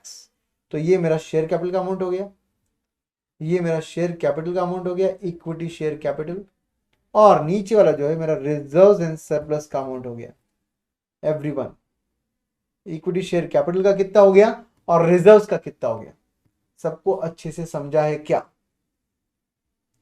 सबको एकदम जबरदस्त तरीके से समझा है क्या दोस्तों? जो भी फेस वैल्यू है वो शेयर कैपिटल में जा रहा है और जो भी ऊपर का अमाउंट है वो रिजर्व्स में जा रहा है। तो आप जरा देख लीजिए हम लोग जो बोल रहे हैं वो सही है क्या। तो यहां पर देख लीजिए आपका एग्जिस्टिंग 20 लाख था प्लस 7,20,000, 20 लाख प्लस 7,20,000, 27,20,000 बराबर दिख रहा है। रिजर्व्स ऑलरेडी 10 लाख थे, 1.8 लाख के ऐड होके 11.2 लाख 8 लाख हो गया, 11.8 लाख के रिजर्व्स हो गए। लॉन्ग टर्म डेट जितने पहले थे उतने ही है।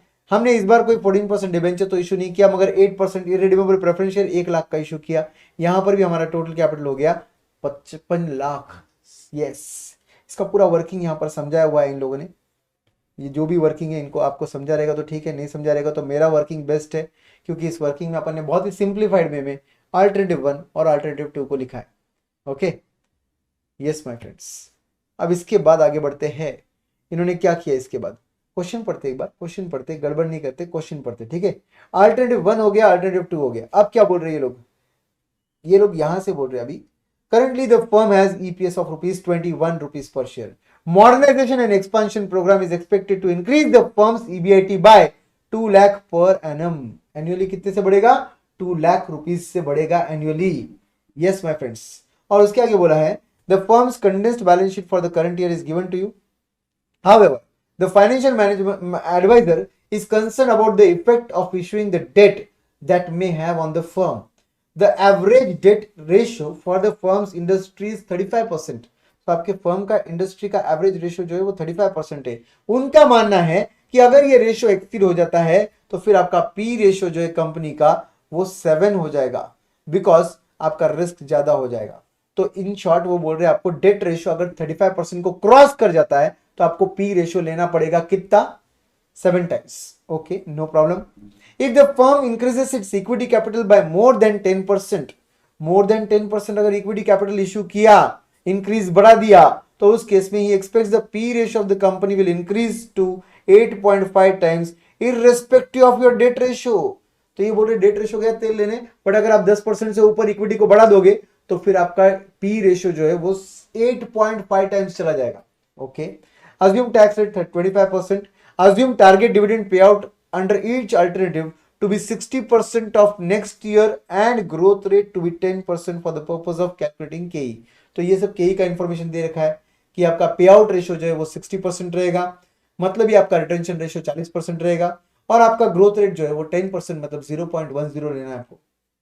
Yes, then suggest with reason which alternative is better for the basis of the given criteria. First criteria आपको है EPS, सेकंड क्राइटेरिया आपका है MPS, थर्ड क्राइटेरिया, ये दोनों क्राइटेरिया के बेसिस पर आपको निकालना है। फाइनेंशियल लेवरेज निकालना है और weighted average cost of capital निकालना है। मार्जिनल वैक भी निकालना है आपको, मार्जिनल वैक निकालना है, नॉर्मल वैक निकालना है, आपको फाइनेंशियल लेवरेज निकालना है, EPS निकालना है और MPS निकालना है। बहुत आसान क्वेश्चन है दोस्तों। अल्टरनेटिव समझ गए हम लोग, ऑलरेडी हमको समझ गया किस सोर्स से हम कितना पैसा रेस कर रहे हैं, ठीक है। अब आते आगे, yes, computation of the EBIT। अब EBIT निकालने के लिए मुझे क्या करना पड़ेगा? करंट EPS दिया था, नंबर ऑफ शेयर्स पता है मुझे, तो मुझे मिल जाएगा earning available for equity share holders मतलब NI। एक बार NI मिल गया तो NI से मैं क्या कर सकता हूं? प्रेफरेंस शेयर्स तो है नहीं, तो इसका मतलब NI is after tax income. NI को मैं EAT भी बोल सकता हूं, तो ये EAT है, तो मेरे पास टैक्स का रेट दिया हुआ है 25%, तो इसको अगर मैं 75% कंसिडर कर लू तो this figure divided by 75% will give me 100%. This figure is 75% because it is after tax. So if I divide 4,20,000 divided by 75%, I'll get 5,60,000. This is your 100% amount. This is your earning before tax. Earning before tax आ गया 5,60,000. Yes. अब इसमें अगर मैं interest add back कर लूं तो EBIT मिल जाएगा मेरे पास। इंटरेस्ट कैसे एड बैक करेंगे सर? आपके पास है ना ऑलरेडी अमाउंट, आपके पास कंडेंस्ड बैलेंस शीट दे रखी थी और बैलेंस शीट में आप देख सकते हैं आपके पास लोन अमाउंट 15 लाख का है जिसका रेट ऑफ इंटरेस्ट 10% था। 15 लाख पे 10% मतलब 1,50,000। सो 1,50,000 अगर आप लोग ले लोगे, एड बैक कर लोगे तो आपको मिल जाएगा आपका EBIT। करंट EBIT कितना हुआ दोस्तों? करंट EBIT है 7,10,000। अब आपको अल्टरनेटिव में क्या बोला गया है कि ये जो EBIT है 7,10,000 का, ये 2 लाख से बढ़ जाएगा। अगर 2 लाख से बढ़ जाएगा मतलब ये बन जाएगा 9,10,000। इसका कैलकुलेशन क्या है? 7,10,000 प्लस 2 लाख। लिख दीजिए उधर 7,10,000 plus 2 lakh. Yes my friends. Now friends, आपको ये जो अल्टरनेटिव दिया है इसमें आपने दोनों अल्टरनेटिव में आपने निकाल लिया EBIT। अब आपको क्या करना है? एग्जिस्टिंग डेट का इंटरेस्ट दोनों में माइनस करना पड़ेगा। नाउ प्रपोज डेट का इंटरेस्ट, ऑब्वियसली ये सिर्फ प्रपोज डेट का इंटरेस्ट 8 लाख पे 14% निकालिए। 8 लाख पर 14%, ये सिर्फ एक जगह आएगा, वो फर्स्ट अल्टरनेटिव में आएगा 1,12,000। करेक्ट। इररिडीमेबल डिबेंचर्स तो हम इशू कर ही नहीं रहे, मगर सेकंड अल्टरनेटिव में इररिडीमेबल डिबेंचर 1 लाख के इशू कर रहे 8% से, जिसका इंटरेस्ट 8,000 आएगा।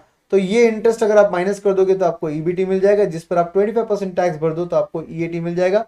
और आपके नंबर ऑफ शेयर्स इसीलिए निकाले दोस्तों क्योंकि यहां पर देखिए डिटेल में शेयर कैपिटल दिया हुआ है और ऑब्वियसली 100 ईच के शेयर्स है, तो 21,50,000 divide by 100 each, 27,20,000 divide by 100 each. इससे आपको नंबर ऑफ शेयर्स मिल जाएंगे। फर्स्ट केस में 21,500, सेकंड केस में 27,200। अगर आप डिवाइड कर लोगे तो आपको ईपीएस मिल जाएगा। पी रेशियो के लिए आपको क्या करना पड़ेगा, डेट रेशियो रेफर करना पड़ेगा और इक्विटी का इंक्रीज अमाउंट रेफर करना पड़ेगा। तो आप फर्स्ट केस में आप देख लीजिए, आपका डेट रेशियो ऑलरेडी आपके पास डेट कितना था, 15 लाख का था सर, 8 लाख का और रेस किया मतलब 23 लाख का हो गया। अल्टरनेटिव 2 में भी 15 लाख का था सर, मगर 1 लाख का ही रेस किया तो 16 लाख हो गया। टोटल कैपिटल आप सबको पता है 55 लाख है, 55 लाख है। तो अगर मैं 23 लाख को डिवाइड बाय 55 कर देता हूं तो मेरा रेशियो आता है 41.82, 41.82%। और सेकंड केस में मेरा रेशियो आता है 29.09 बिकॉज मेरा डेट है 16 लैक्स। तो 16 लैक्स को अगर मैं डिवाइड बाय 55 करता हूं तो सिर्फ आता है 29%। यस, तो मेरा डेट रेशियो कितने से क्रॉस करने के ऊपर गड़बड़ होगा, 35% बोला है। हो चुका क्रॉस अल्टरनेटिव 1 में, अल्टरनेटिव 1 में हो चुका है क्रॉस, बिकॉज अल्टरनेटिव 1 में हमने अभी अभी रेशियो निकाला है 41। यस, 41.82 ये क्रॉस हो गया। इसका मतलब आपको पी रेशियो लेना पड़ेगा आपका 7 टाइम्स का, 7 टाइम्स का पी रेशियो लेना पड़ेगा, करेक्ट। और आपको जो सेकंड केस है उस केस में आपको पी रेशियो कितना लेना पड़ेगा, तो डेट रेशियो तो आपका खैर क्रॉस नहीं हो रहा है, मगर आपने इक्विटी को कितने से इंक्रीज किया वो इंपॉर्टेंट है। ऑलरेडी आपका इक्विटी कितना था, जरा कंडेंस्ड बैलेंस शीट में देखिए। तो कंडेंस्ड बैलेंस शीट में मुझे दिख रहा है मेरा इक्विटी शेयर कैपिटल 20 लाख का था, करेक्ट।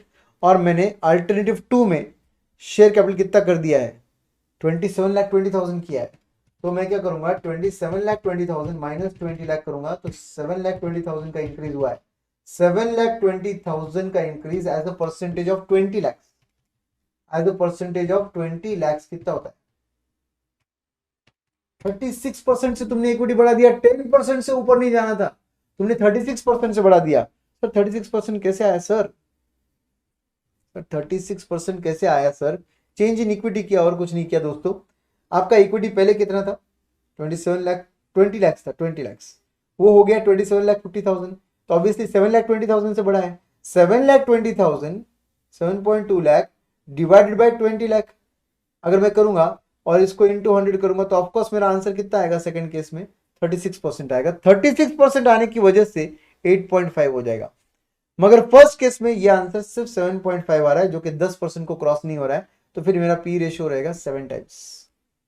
यस फ्रेंड्स, तो ये केस में पी रेशियोज भी आ चुके हैं। यही पी रेशियोज आपको इधर यूज करने और आपको मिल गया आपका एमपीएस। कैसे आया sir MPS, EPS into P ratio gives you MPS. Class में कितनी बार निकाला है दोस्तों ये, यस। और फाइनेंशियल लेवरेज के लिए तो आपको फॉर्मुला यूज करना है EBIT upon EBT. EBIT ready है क्या, ये 9,10,000 9,10,000।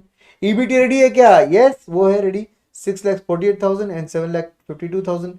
तो ऑब्वियसली ये अमाउंट डिवाइड बाय ये कर लो, ये अमाउंट डिवाइड बाय ये कर लो, तो ऑब्वियसली आपका आंसर आना चाहिए 9,10,000 डिवाइडेड बाय 6,48,000। आपका आंसर आता है 1.4 टाइम्स, बिल्कुल सही है। सेकेंड केस में 9,10,000 डिवाइडेड बाय 7,52,000, आपका आंसर आता है 1.210। Yes absolutely correct. तो ये दोनों आपके फाइनेंशियल लेवरेज आ गए। तो फ्रेंड्स आप देख सकते हो आपका एमपीएस ज्यादा है सेकंड अल्टरनेटिव में, राइट। तो based on MPS alternative 2 is best. अगर ईपीएस के बेसिस पे बात करेंगे तो अल्टरनेटिव 1 बेस्ट है। और फाइनेंशियल लेवरेज रेशियो आपका अल्टरनेटिव 1 में कम है और अल्टरनेटिव 2 में ज्यादा है। तो आप फाइनली सब कुछ निकाल चुके हो, कैलकुलेशंस कर चुके हो, यस। तो आपने आपका कैलकुलेशन वगैरह सब कुछ कर लिया है यहाँ पर। तो हम क्या बोलेंगे, alternative 1 of financing would be preferable on the basis of EPS, whereas alternative 2 of financing will be preferable under the criteria of MPS and financial leverage ratio, because financial leverage ratio वहां पर ज्यादा है, मतलब favourable है तो ज्यादा होना चाहिए, DFL फेवरेबल है तो ज्यादा होना चाहिए, यस। और MPS ऑब्वियसली ज्यादा रहेगा तो बेटर है। अब बैक कंप्यूटेशन कर लेते ताकि क्लियरली पता चल जाए क्या होगा। बैक कंप्यूटेशन के लिए आपको पहले क्या करना पड़ेगा, इंडिविजुअल कॉस्ट निकालना पड़ेगा।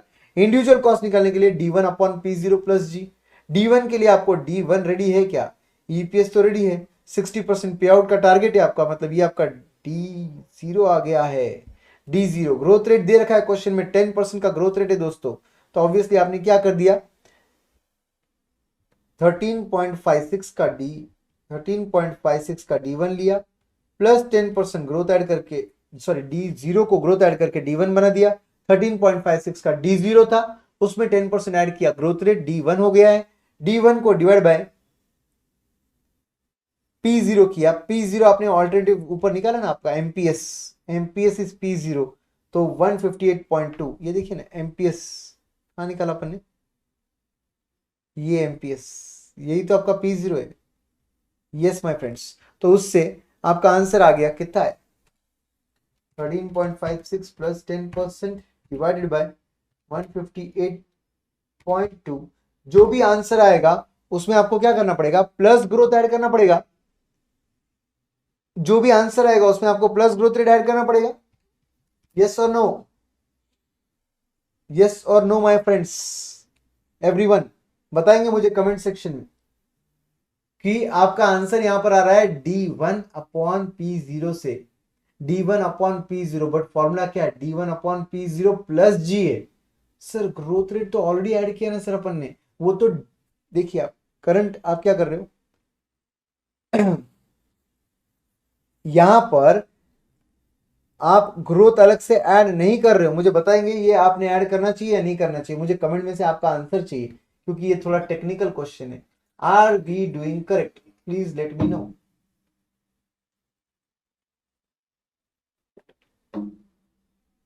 बावलिन बोल रही है यस सर करना चाहिए, बावलिन बोल रही है यस सर करना चाहिए। बाकी लोगों का क्या कहना है,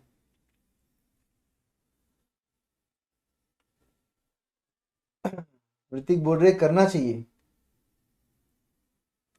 नहीं करना चाहिए, नहीं करना चाहिए। दोस्तों ध्यान से सुनो, ये मेथड ऐसे सॉल्व होना ही नहीं चाहिए। आपका ये जो आंसर है ना डीपीएस का, ये आपका D0 नहीं है, ये आपका D1 है। यस लक्ष्मण बोल रहे ऐड नहीं करना चाहिए, यस बिल्कुल सही है लक्ष्मण, क्योंकि ये D1 आया है। सर ये D1 कैसे आया सर, D1 कैसे आया सर, बिकॉज आपने एक्सपांशन के बाद वाला ईपीएस लिया हुआ है। ये देखिए आपने जो ईपीएस निकाला, ये सब कैलकुलेशन एक्सपांशन के बाद के थे। इसका मतलब ये ईपीएस जो था 22.6, ये एक्सपांशन के बाद का था, तो 22.6 से जो डिविडेंड निकल रहा है वो D1 है आपका, समझे। तो आपका केई का फॉर्मूला होना चाहिए 13.56 divided by P0 that is 158.2, okay, और प्लस ग्रोथ ऑफ 0.1 और फिर लास्ट में इंटू 100। क्या हमने ऐसा करना चाहिए, क्या हमने ये करना चाहिए था, 13.56 डिवाइडेड बाय 158.2, जो भी आएगा उसमें प्लस 0.1 करेंगे और इंटू 100 करेंगे, तो उस केस में तो हमारा आंसर 18.57 हो जाता है, 18.57 हो जाता है उस केस में हमारा answer. Is this a correct way to solve, क्या करना चाहिए मुझे, मैंने दो ऑप्शंस आपके सामने रखे, एक जो प्रिंटेड है और एक जो आपके सामने है, बताइए।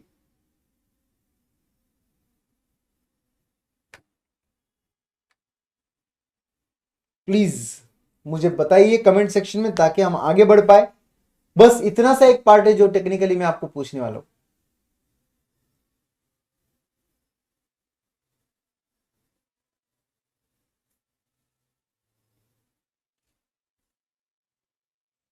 क्या लगता है आपको, जो प्रिंटेड है वो करेक्ट है या जो मैंने लिखा है वो करेक्ट है,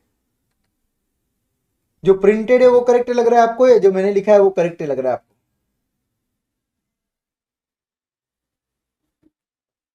प्लीज लेट मी नो। मुझे दोनों में से एक आंसर चाहिए, या तो प्रिंटेड वाला आंसर करेक्ट है बताओगे आप, या तो मेरा वाला आंसर करेक्ट है बताओगे आप। मुझे आप बताओगे तो हम आगे बढ़ेंगे।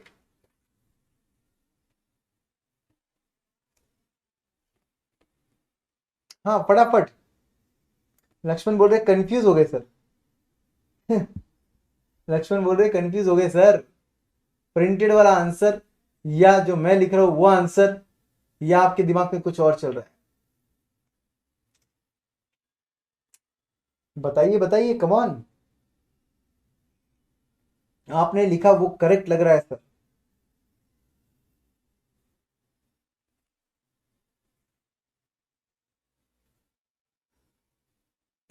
आपका आंसर सर आपके साइड है, ले लेते हैं सर बढ़िया बढ़िया बढ़िया, गाइस ध्यान से सुनिए, ध्यान से सुनिए।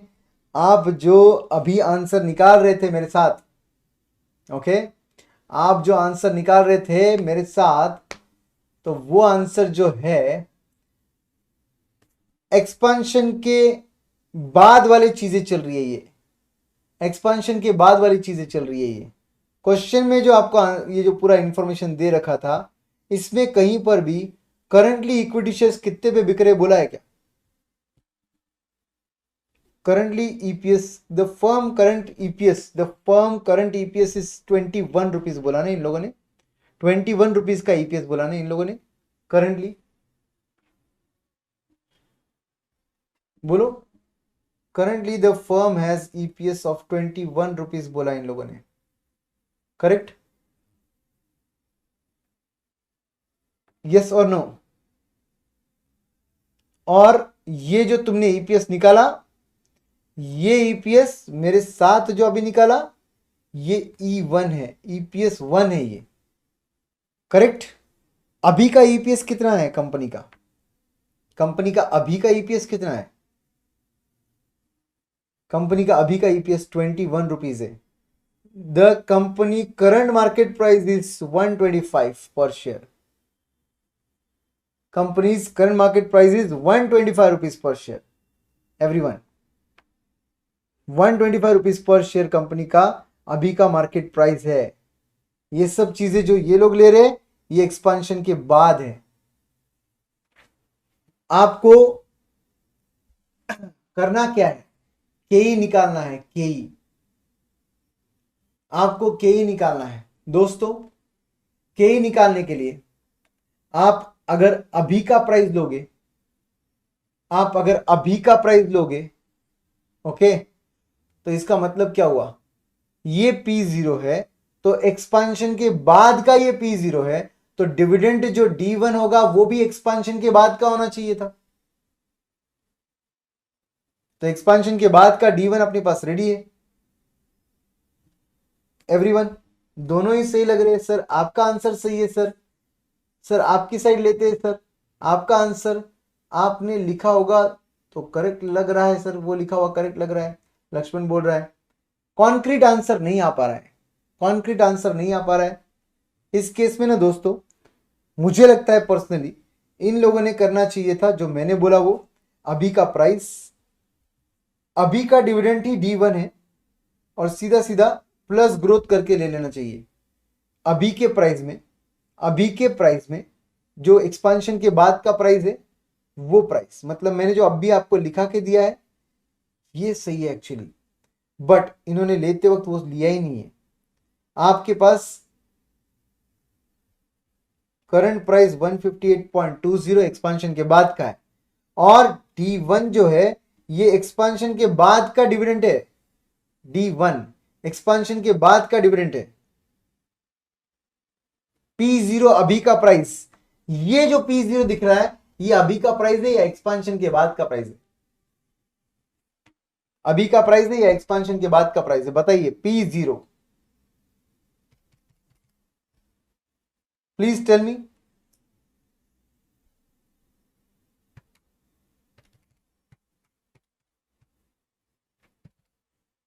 बोलिए।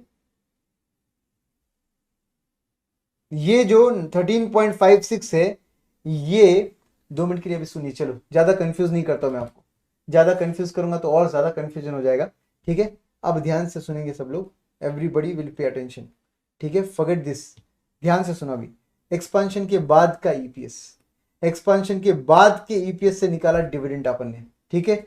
और जब तुम प्राइस ले रहे हो ये भी एक्सपांशन के बाद ले रहे हो, ये जो प्राइस ले रहे हो ये भी एक्सपांशन के बाद का ले रहे हो, ओके एवरीवन? तो ये करंट मार्केट प्राइस के हिसाब से यहां पर ये प्राइस आना बिल्कुल सही है, एक्सपांशन के बाद यही प्राइस होने वाला है। और अभी का डिविडेंड जो है, जो आप अभी डिविडेंड देने वाले हो, वो डिविडेंड 10% से ग्रो होकर अगला डिविडेंड मिलना चाहिए आपको, 10% से ग्रो होकर अगला डिविडेंड मिलना चाहिए आपको। तो एक्चुअली देखा जाए तो इसका लॉजिकली आंसर ये आना चाहिए था 158.2 अभी का प्राइस एक्सपांशन के बाद का, और एक्सपांशन के बाद का ये ईपीएस है 13.56, एक्सपांशन के बाद का ये डिविडेंड है, एक्सपांशन के बाद का ये डिविडेंड है, जिसको हमने अगर प्राइस अभी का लिया हुआ है, एक्सपांशन के बाद का प्राइस है, डिविडेंड भी एक्सपांशन के बाद का लिया हुआ है, मतलब D1 ही लिया हुआ है, राइट। तो फिर इसको सीधा सीधा प्लस ग्रोथ इधर लेना चाहिए था, प्लस ग्रोथ इधर लेना चाहिए था इन लोगों ने। इन्होंने उसको 13.6 में ही ग्रोथ का इंपैक्ट दे दिया और आंसर निकाल लिया। एक्चुअली इनका आंसर 13.56 डिवाइडेड बाय 158.2, जो भी आंसर आएगा 0.1 इंटू 100 करके आंसर आना चाहिए था। 18.57 आना चाहिए था इनका आंसर। इनका आंसर सीधा सीधा ऑलमोस्ट उससे 10%, मतलब आधा आ गया, राइट। उधर साइड जाएंगे तो एक्सपांशन के बाद का ईपीएस कुछ और है, उधर का डीपीएस कुछ और है, उधर का ग्रोथ रेट भी 10% है, उधर का प्राइस जो आ रहा था 176.29 आ रहा था। तो प्राइस तो ले लिया 176.29 एक्सपांशन के बाद का। एक्सपांशन के बाद का ईपीएस डीपीएस ले लिया है 12.44, और एक्चुअली ग्रोथ रेट जो है ना वो इधर अलग से 0.01 ऐड होना चाहिए था, जिससे इधर का आंसर 12.44 डिवाइडेड बाय 176.29 कर प्लस 0.1 करके आंसर आना चाहिए था, विच कम्स टू 17.056%। ये एक्चुअली आने चाहिए थे। इन लोगों ने उसको प्लस ग्रोथ को अलग से लिया नहीं और लास्ट डिविडेंड को ग्रोथ का इंपैक्ट दे दिया। ये जो इन्होंने किया इसके साथ तो सहमत कैसे रहे? इन्होंने जो किया उसके साथ सहमत कैसे रहे? मतलब आप एग्जाम में अगर करोगे तो ऑब्वियसली आप ऐसा नहीं करोगे। ये तो आपको आंसर सामने दिख रहा है बोलकर आपको समझ रहा है। ऑब्वियसली इस पूरे सॉल्यूशन में मुझे लगता है सिर्फ ये पार्ट जो P0 का लिया वो लिया, ये करेक्ट है। और ऑब्वियसली इन्होंने एक्सपांशन के बाद के डिविडेंड को D1 कंसिडर करके ऑब्वियसली सॉल्व करना चाहिए था। तो मुझे लगता है कि जो मैं लिख रहा हूं यहां पर ये करेक्ट है, क्योंकि इन लोगों ने प्लस जी का इंपैक्ट अलग से दिया ही नहीं है। अगर ये लोग एग्री करते हैं कि D0 into 1 plus ji is D1, तो फिर वो प्लस जी अलग से क्यों नहीं लिया इन लोगों ने? गॉड नोस ये लोग क्या करते हैं।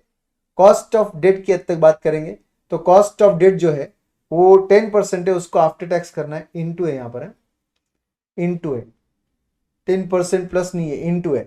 तो अगर आप इनटू कर लोगे इसको तो इस केस में आपका आंसर आएगा 7.5 ये एग्जिस्टिंग डेट है ना, एग्जिस्टिंग डेट का कॉस्ट तो जितना है उतना ही रहेगा। अब 14% रेडीमेबल डिबेंचर सिर्फ इधर नहीं है, इधर तो इरेडीमेबल है, उधर सिर्फ रेडीमेबल है। तो यहां पर लेंगे 14 इंटू 1 माइनस 0.25 प्लस 110 पे रिडम्पशन है, उसका आज का नेट प्रोसीड तो 100 ही है, divide by number of years उसके 10 ईयर्स है। यस, और फिर यहां पर उसका एवरेज लिया गया है तो इसका आंसर आता है 10.95%। और वहां पर है ही नहीं इसलिए नील आंसर आया, यहां पर है ही नहीं इसलिए नॉट एप्लीकेबल, यहां पर भी नॉट एप्लीकेबल ही आना चाहिए, नील नहीं आना चाहिए। और फिर दोस्तों यहां पर रेडीमेबल डिबेंचर्स के केस में it is nothing but 8% into 1 minus 0.25 कर लोगे तो भी आंसर आएगा। यस, 6% आंसर आता है। Yes everyone, I hope you are clear. कोई मुरारी कृष्णा को लिंक भेज दीजिए टेलीग्राम का। यस, अब दोस्तों अकॉर्डिंगली आपको क्या करना पड़ेगा, आपका इक्विटी शेयर का कॉस्ट चेंज करना पड़ेगा। हमारा कॉस्ट कुछ और है, उनका कॉस्ट कुछ और है। रिजर्व्स एंड सरप्लस का कॉस्ट भी चेंज हो जाएगा, हमारा कॉस्ट कुछ और है, उनका कॉस्ट कुछ और है। लॉन्ग टर्म डेट उनके साथ सहमत है हम लोग, 14% डिबेंचर भी हम लोग सहमत है, और यहां पर इरेडीमेबल डिबेंचर्स के तक भी हम लोग सहमत है। तो नो प्रॉब्लम, ये कॉस्ट ये कॉस्ट ये कॉस्ट और ये cost, no problem at all. Accordingly आपको सिर्फ यहाँ पर आंसर्स चेंज करने पड़ेंगे, आपका ये आंसर जो है वो चेंज हो जाएगा, ये आंसर जो है वो चेंज हो जाएगा। और मार्जिनल वैक के हद तक भी, मार्जिनल वैक के हद तक भी आपको क्या करना पड़ेगा, आपने जो मार्जिनल वैक लेना है उस केस में भी आपका ये कॉस्ट और ये कॉस्ट चेंज हो जाएगा। मार्जिनल वैक के केस में ये कॉस्ट से हम सहमत रहेंगे, ये कॉस्ट से हम सहमत रहेंगे, बट नए कॉस्ट ऑफ इक्विटी के साथ हम सहमत नहीं है, राइट। यस, तो गाइस यहां पर आपका आंसर अकॉर्डिंगली चेंज होकर आएगा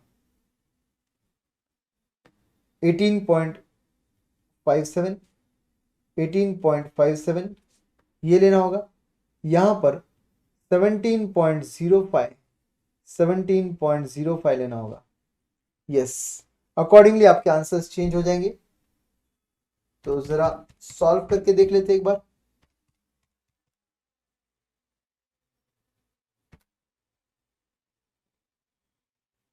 कितना 7.25 आया है, 7.26। नेक्स्ट केस में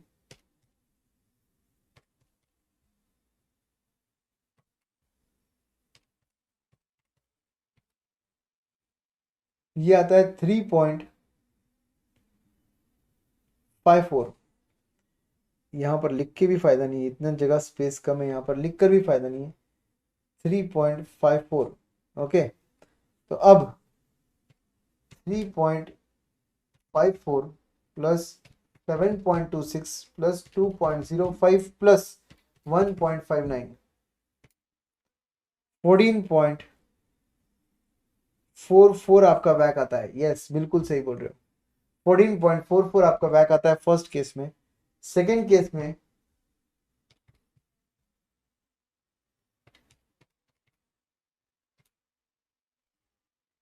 ये आता है 8.43,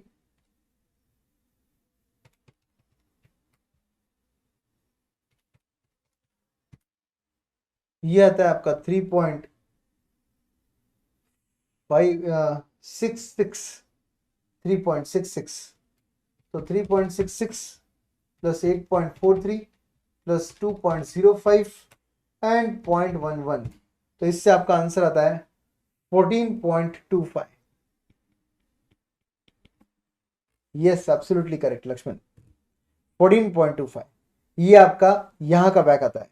और यहां पर भी अगर आप चेंज कर लोगे 18.57, 18.57 और यहां पर आप कर लोगे 17.05, 17.05, तो उस केस में आपका मार्जिनल बैक का कैलकुलेशन देख लीजिए। आपको एग्जिस्टिंग कैपिटल स्ट्रक्चर के अंदर तो प्रॉब्लम ही नहीं है, क्योंकि आप लोगों ने जो अमाउंट्स निकाले थे ना कैपिटल स्ट्रक्चर के, उससे ही आपका सीधा सीधा वेट्स निकल सकता है।